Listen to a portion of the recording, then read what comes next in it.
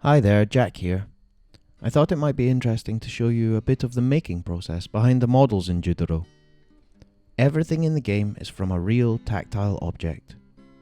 I often feel a bit distanced from the art in video games because it's not immediately clear how they were made, and sometimes I feel that the humanity is kept at arm's length. Not everyone knows what a normal map is, or UV mapping, but most people have squished some clay. It starts with modelling clay. Two types, both which dry hard as rock, and are activated by mixing two parts together. First, milliput, a slightly cheaper, slightly more fibrous putty.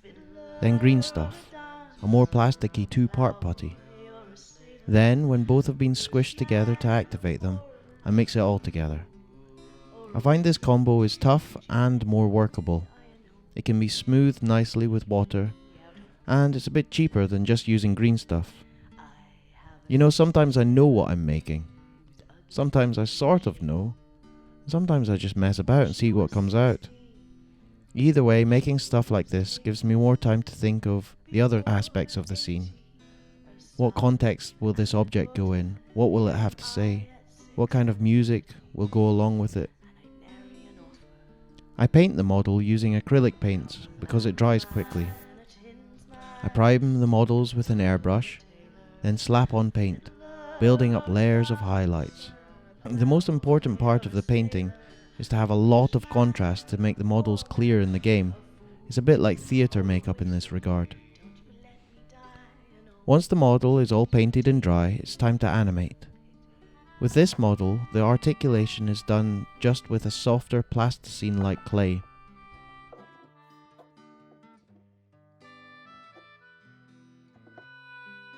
I take lots of photos, moving the model very slightly at a time on a blue, black or green background, which can be cut out in the computer.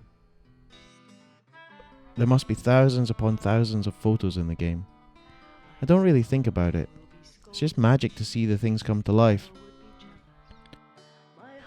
Once the photos are cut out, they're put into the game as billboarded sprites. And that's pretty much that.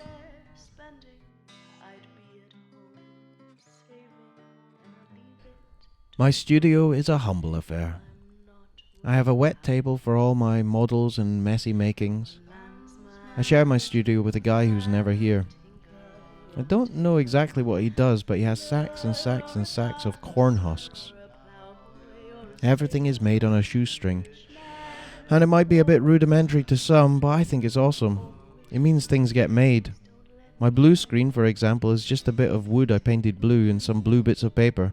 I've often been in a bit of a battle with perfectionism, because it more often than not gets in the way of just doing it, getting the job done, making art.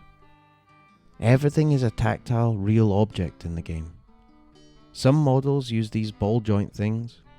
These are usually more unique models that needed special articulation and movement. A good deal of the characters are simply bastardized action figures I picked up in charity shops.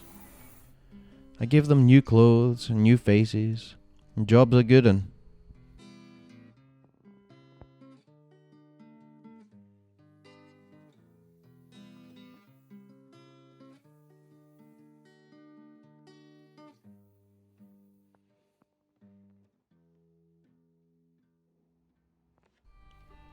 Everything is made in the game.